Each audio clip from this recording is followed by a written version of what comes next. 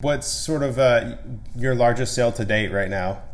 Yeah, we just closed last month. We closed a $360,000 deal, which is super exciting. Gong ring.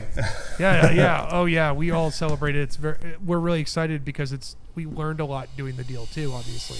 Hey guys, that was Ryan O'Hara. He's the VP of Marketing at LeadIQ. LeadIQ is a killer sort of SaaS software company.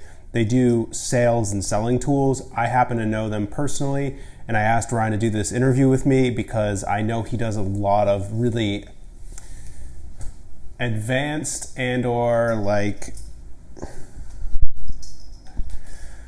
does a lot of forward-thinking marketing, and I just wanted to pick his brain and see what he was thinking about, how he's thinking about the future of sales and marketing, especially in this time. So we hopped on this call and had a really interesting conversation, and he spilled the dirt.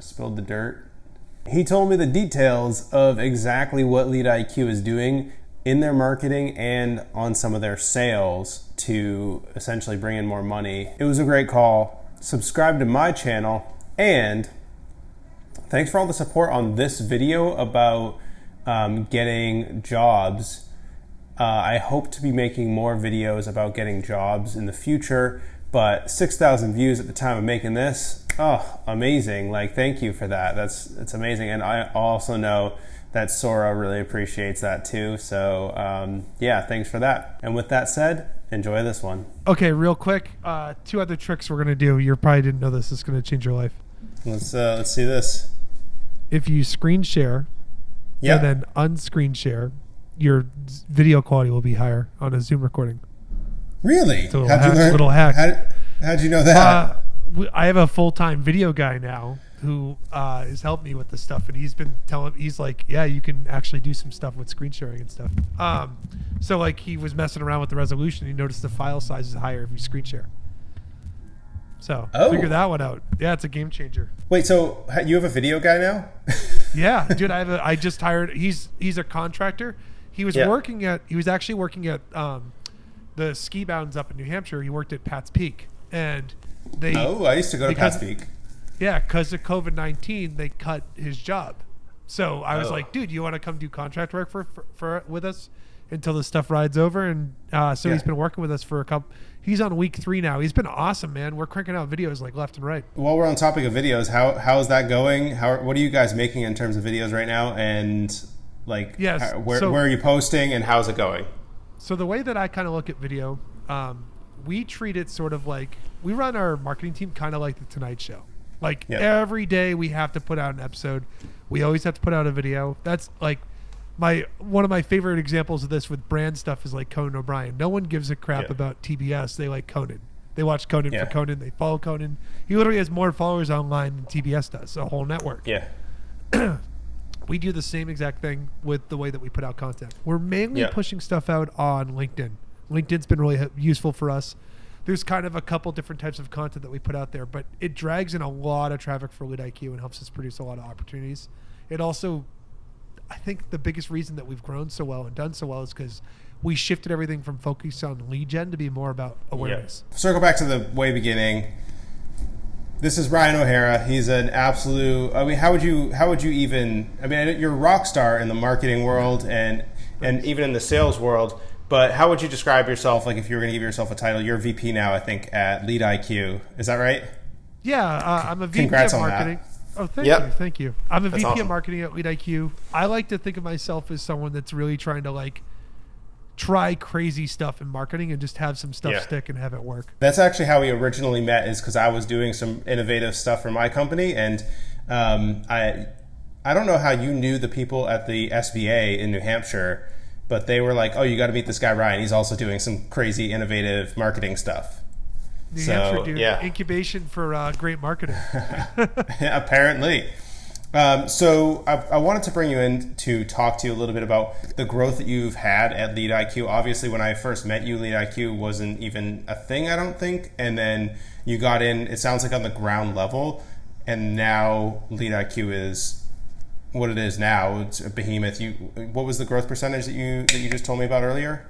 Yeah, so over the past 2 years, we've actually grown 600%, which is really cool. We've 6x'd in the past 2 years. The company... That's a lot. Yeah, it's nuts. And the company first started, we're in year 5 now. I was the first business hire here, sort of, because like they had some dev people and May, our CEO, who started the company. I was the first person brought in to do that stuff. And, you know, it was a bumpy road. It wasn't very easy. The first couple of years, we were really trying to find ourselves and figure some things out. And we sort of hit our stride in year 3 because we changed what we were doing. We stopped focusing on I was doing all the stuff like webinars and busting my ass to go get leads and making ebooks and blogs and stuff. And it's okay, but like all these people that focus and die on SEO and like all that, realistically, what's more important is not dying in spreadsheets, spending more time focusing on producing stuff to get yourself out there and putting people first instead of your brand. How did you guys make that transition? It sounds like, from what I know, you guys make a lot of video content that is specifically geared towards like helping your customers. Or can you give the quick plug on what LeadIQ does and then parlay that into how you create content around that for marketing? Yeah, so LeadIQ is a platform that's designed to help you make better first impressions when you prospect. We do this by enabling you to go read about your prospects online on sites like LinkedIn or a company website. You can open up our app and we'll go help you get that information that you've read. You can get contact information, send all those things into the different sales tools that you have so that you're more efficient. We're kind of forcing reps to have to read about their prospects first instead of just sending blast out and templating everything. And that's a big part of what we stand for. Yeah, I've had a lot of coworkers do that, and then I'll send like 3 emails that are like really well written, and all 3 will get responses. That's the way it's got to be now. Yeah. I mean, they're learning to ignore their phones. They're learning to not answer cold emails. Prospecting last year for the first time ever hit less than 1% for response rates as an average and 3% for call connect rates. Put that in perspective for a second. We have a chance to reverse it, though, if we get back to personalization, researching our prospects first, and being cool. Yeah, the past year I've noticed a ton of change in that any like sort of template cadence emails that I've sent out, because I've done software sales for the past, like, I don't know if I told you that, but I've been doing software sales for the past couple of years, and any sort of cadences are just dead in the water, and then personalized emails that are like real in some way do really, really well. So I've been going that route, and I prefer that too. So that's actually part of what we started to do too. Instead of like going and dumping up and building a landing page and having thousands of people come to the site and not convert, I actually just did prospecting, and it helped me a lot with learning like how do I line up my value prop? What's easier, spinning up a landing page or writing a cold email and actually sending it to a prospect? Took that and made feedback loops and stuff, and it made it a lot easier for me to track like who's coming in. Is that value prop good or not? Like, I originally thought people were going to buy LeadIQ because we'd help you find anyone's email. I found out everyone's already got a data provider. They don't care about that stuff. The thing they care about is workflow and what's making their reps get better responses and things like that. I would have never learned that if I didn't do cold emailing. So how have sales been? Like, what's sort of your largest sale to date right now? Yeah, we just closed last month. We closed a $360,000 deal, which is super exciting. Gong ring. Yeah. Oh yeah, we all celebrated. We're really excited because we learned a lot doing the deal too, obviously. But when you go through these larger deals, I think you get an idea of like what are different needs that you might have than a smaller customer. And a lot of what we're doing now, LeadIQ, is about optimizing those things. Can we figure out little ways to make it better? Can we give them a better experience? It's not just closing and signing the contract. Now we have to keep that customer. Like I have to really think about like, how do I make that customer happy and make sure that they're actually adopting and using the product correctly? And how much is that customer now going to represent of your entire customer base as well? Because you want to like obviously stay diversified too and not have like one huge customer and then a bunch of small ones. So now you guys actually have created a new problem, whereas you have to start signing multiple deals at that size so you can spread everything. I don't know. I'm sure you've already thought about that stuff, but yeah, thanks. I'm just going to toss and turn tonight while I think about it. Now yeah, sorry about that. I can't like remove the business out of my brain. Like I immediately start thinking about like, oh, what's next? It's all right. So innovative marketing stuff. What's the future right now? Obviously, COVID's like here, present now as we're shooting this, but you know the world is going to open back up at some point. Obviously, we're going to be in a new world, including that, but also just generally, what's the new world of marketing? What do small business owners or medium-sized business owners out there need to be thinking about? Like you're in rural New Hampshire. You're not like in San Francisco like I am. You know, working with these giant companies. There's for every one company here, there's thousands out there in the rural world. So talk to those people about what they need to be thinking about doing for their businesses. I'll say this once and I'll say it again. The newest and best marketing companies that are out there need to be doing infotainment. That's what I call it. And I'll give you an example of this. Yeah, please. How many of you have ever hopped on a webinar and left the webinar because it was terribly boring? Right? I'm sure you have, right? I actually don't join webinars because I think that they're going to be boring. See? They've already failed because the webinar has already failed me by not even convincing me it's worth my time anyway. The future of marketing is infotainment. It means that you provide information, you give thought leadership, you do all those things that you normally would do, but you find a way to do it in an entertaining format so it should be entertaining for someone. It's almost like when we were in school, you watch Bill Nye the Science Guy, right? Yeah. Like Bill was teaching us about science. We were learning all these cool lessons and stuff that I still remember. And the reason I still remember them is because they were entertaining. Yeah. That's the future. If you want to build brand affinity and have people like you and fall in love with your brand and build super fans, you need to entertain them. And the companies that aren't doing that are going to lose. They're going to throw these webinars. They're going to follow everybody else. They're going to be sheep. I look at it and say, I don't want to be a sheep. I want to lead. I want to throw out the book of marketing and redo the whole thing. And that starts with infotainment. Coming out with stuff that's really cool and entertaining. For example, I'm now doing this thing every other week. We're doing a thing called B2B Tonight. It's basically a Tonight Show, but focused on business. We have a bit. We hire comedians to come on and act out skits with us and stuff at the beginning of it. And then we jump into whatever the topic is with the guests that we have. And it's almost like they're on the couch of the Tonight Show talking to us, or Conan, or one of those places. If you're a media person or a marketing person, you need to be a media person. That's how you need to approach it. Yeah, that's really cool. So you produce like a late night show format once a week? It's actually almost the same setup. I wear a suit now with COVID. We launched it in COVID situations, but we originally were going to do it at our office. We even bought like the whole set. Like I have like a little backdrop with a green screen, a desk, it's awesome. A couch. Yeah, it sucks. It's just sitting there. I can't do anything with it because we're obviously working remote now, but I'm now just doing it from my desk here. And it's actually been pretty cool. Like I like it. I might even keep it remote because it's nice to have a wired internet connection. Like it makes it a lot easier. But the other cool part is the show's live. So people hop into Zoom That's and cool. they can ask questions, they can laugh. Like we can't hear the laughter, which makes it kind of awkward, but like it's not just uploading a video and throwing it up. It's like it's literally, hey, hop into this live stream, you can watch this show and stuff. And that's part of it. I think the next evolution of that is going to be people actually making fiction that's entertaining, tying it to your product. I'll give you a perfect example of this. Imagine if I watched The Office, but they were selling LeadIQ instead of paper, right?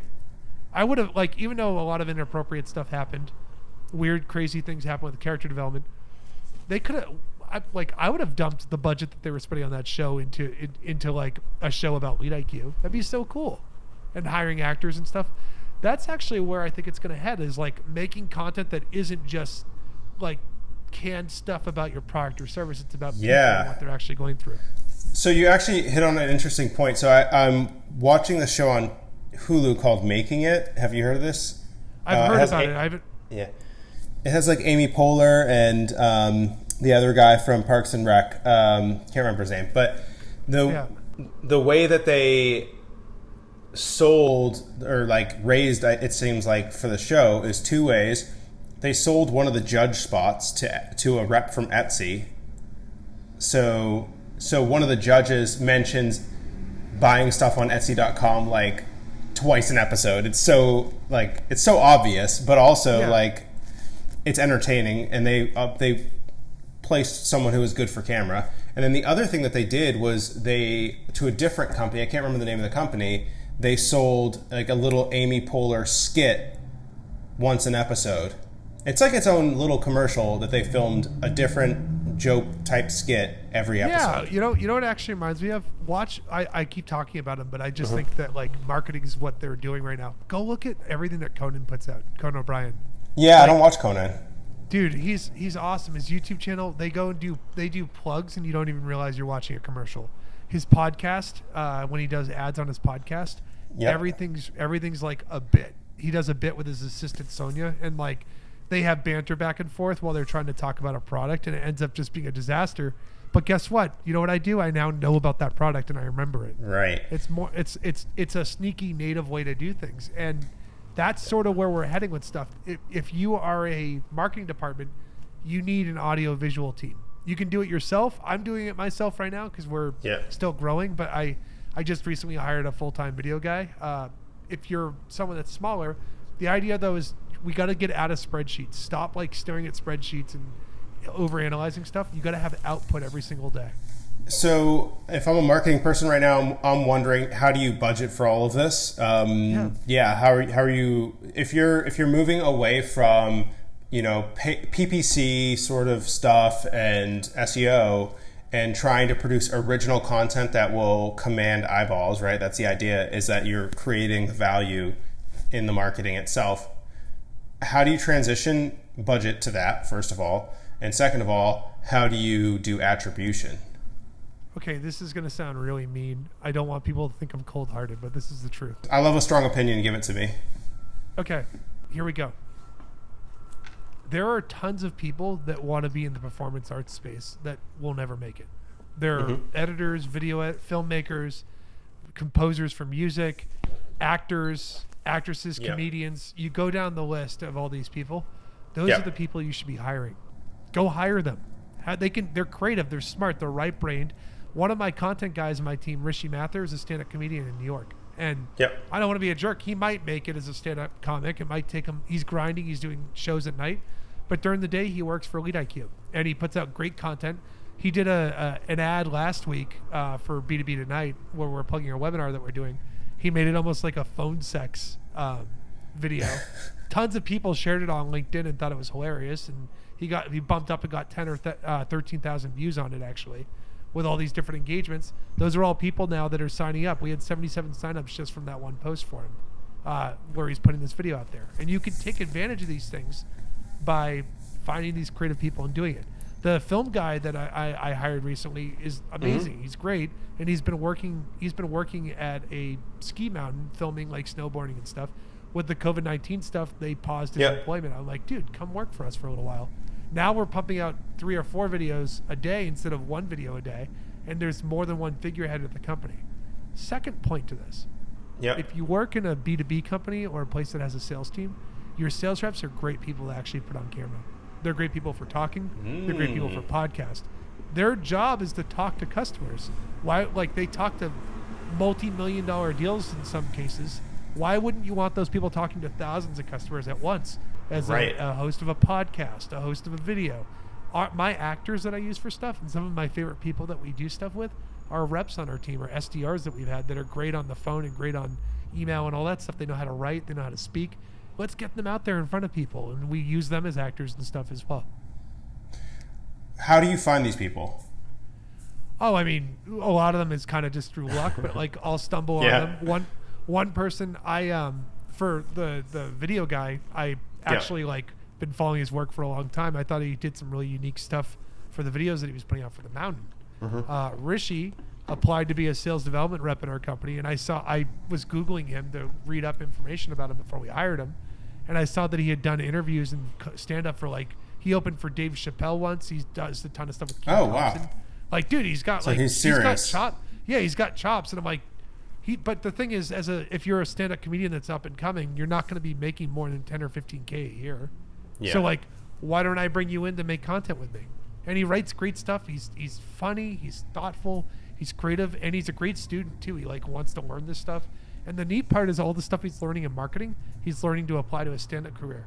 He did a stand-up show at Caroline's in Manhattan in November. It was sold out. Full squad right on Broadway. And a lot of the stuff that he did to advertise and fill seats for it, he learned working at LeadIQ. So you can, the spillover of your personal and professional life is becoming one thing. If you want to lead on the marketing end for that, you need to start making stuff that personally touches everyone. And that's why, like, it's okay for a business that helps sales teams all over the world, including enterprise teams, to still make a video that, like, we'll make a video that parodies a sex phone service. Like, it's okay for us to be silly and stuff, because these people go home and get in fights with their wives and eat Ben and Jerry's ice cream and binge watch Tiger King on Netflix or something. Like, they all do their own thing in their own system. And that's like, you want to take the personal things that are in your life and apply them to your professional life. You can make it work. So I totally agree with that. And when I'm working with people, even like in the professional context, I treat them like a friend of mine most of the time. It depends. I do a lot of mirroring too. You know, if they're like stonewalling me, I'm not gonna jump up and be like, hey, what's up, buddy? Yeah, it's just like social situations too, you know. Yeah, but generally, I'm willing to like take that guard down pretty quickly. So I totally agree with you. So how then do you like? Excuse me. How do you, like, for the example of like the $300,000 deal that you guys closed recently? How do you attribute that to the marketing efforts, and like, do you know where that came from? How did that enter the funnel in the first place? Yeah, so the whole system's actually set up so that we have everything tracked and hosted on all the marketing tools that are out there. If I go and put a piece of content up that's out there and I want to see where they converted from, I know where they converted because I set everything up in HubSpot. If they filled out a form, I have lead source and lead source detail passed into Salesforce, and I have the appropriate campaign. If they kept coming back into different things that we did over and over again, I know where they came from because I add campaigns to everything that they do. And we track it from beginning to end. That's how we set it up. I will tell you this. I actually am having a little bit of trouble trying to figure out all the attribution stuff, because there's so many different ways that people are doing it. Some people are doing first touch, some are doing last touch, some are trying to do the stuff in between, but the tools that are out there that are in between are so new that they're not very perfect. Like, you have to set up like a lot of systems in place to make sure everything's tracked. Yeah, I'm personally, I'm not necessarily an expert on the topic, but I, as a sales rep, I prefer last touch to convert to a lead. Or essentially last touch to voice like an indication that they're interested. I actually think both are important too, because if first touch will tell you where your acquisition is going and if you're spending your time on the right things. Last touch will tell you if you're doing the right content that drives them to qualify and turn into an actual meeting. So I have a couple of more questions here on the media side. So first of all, I was going to ask you short form or long form in terms of video and whatever, but let me just go straight to the chase here. What is the future of selling on TikTok? Oh, wow. Interesting. So the part about Infotainment, the neat part is you have all these different places that you can repurpose stuff. So if I make something on TikTok that's going to try and drag people in, here's the thing. You could still do a TikTok video, but you could still have a CTA too. Or you can have you have to have some sort of goal when you do it. I think a lot of people will just post stuff. Call to action for the folks who don't know. Like, you could still send people to something or still do something on that end. And the cool part is a lot of stuff you make on that, go repurpose it on a different channel afterward too. You see that all the time. I mean, how many TikToks do you go see that will eventually be on Reddit or Twitter or Facebook or something else? Instagram. Like, people repurpose that stuff all the time. You should be repurposing the same content that you're using for different formats. Yeah. So are you guys going to use TikTok, do you think? Or are you already? We have a TikTok account. We haven't really been using it yet. We've been setting it up and stuff. The hardest part for us is we do really well on LinkedIn, so a lot of our efforts focused on LinkedIn right now. It's going to where your audience is. Yeah. Like, for us, the thing is, like, we help people that live and work off of LinkedIn very well, and that transition makes it really nice for us to put content out there. Do you guys advertise on LinkedIn? Yeah, we do a little bit. We do a lot of that, but like, I will tell you this, a ton of the people that come in that are in our lead machine are actually coming from like organic or direct. Like, they're coming because they became aware of us. We do paid. It helps a little bit for some of the more advanced targeting stuff that we want to do. Yeah. One of the ways that we do this is we'll actually grab the prospect list that the SDR team is building when they're prospecting. Not plugging my own product, but they are using our own product to build their prospecting list. Yeah. I'll go grab those people. I'll throw up and get personal emails from them using the same tool, and I'll make custom audiences based on who they're prospecting. But here's the cool part. This is the magical part. The content that we put out, we put the person that is reaching out to them in the content. So if John Maza on our SDR team is reaching out to, I'm making this up, but let's pretend Coca-Cola or something, or IBM. Yeah. He'd be more likely to target IBM than Coca-Cola, obviously, because they're B2B. Yeah. Maza will go and email and cold call all these people. The best way to get Maza to get a higher increased rate and response is for them to be familiar with his name. So what we do is we'll go have Maza do a post on LinkedIn with a video and in that video, we'll retarget the same prospect people that he's working at IBM on Facebook, Twitter, Google, all that stuff by matching up personal email as a custom audience with the same contacts that he's been prospecting. And yeah, you might only get 300 or 400 people in that custom audience, but it's worth it because now they're all familiar with him, and it increases his response rates versus someone that we're not doing that for. What platform do you do that on? Is that all honestly, still LinkedIn? It's native, yeah. So we do it on LinkedIn. We do it with Google Display, obviously, and AdWords. We'll do it with Facebook and Twitter. That's where it actually works the best. Because I know. I was going to ask, are you doing lookalikes on Facebook? Yeah. So we'll go grab a custom audience, throw it up, and say these are our customers, even though it's just a LeadIQ list. Yeah. And when those things come up, that person's seeing Maza, and when he emails them and stuff, they'll be like, "Oh, I've seen you in ads and stuff before." When they actually got on the Zoom call with the person. Right. Have you guys had anything go viral? Yeah, we've had a couple. One of our best things we ever did was a prospecting thing. It was very cool. So Rishi, the comedian I was talking about before, and myself, we were bored one day last year, and I was like, man, I want to do something that's like for a prospect, show all these prospectors like the power of doing personalization, but I want to find a way to do make it public. I don't know if you've ever read like Contagious or Jonah Berger's book, but he has like this book about like what makes things go viral, and one of the things he talks about is you have to have stuff that's public. So we did this thing where we made an infomercial for one account. The account we did was Drift.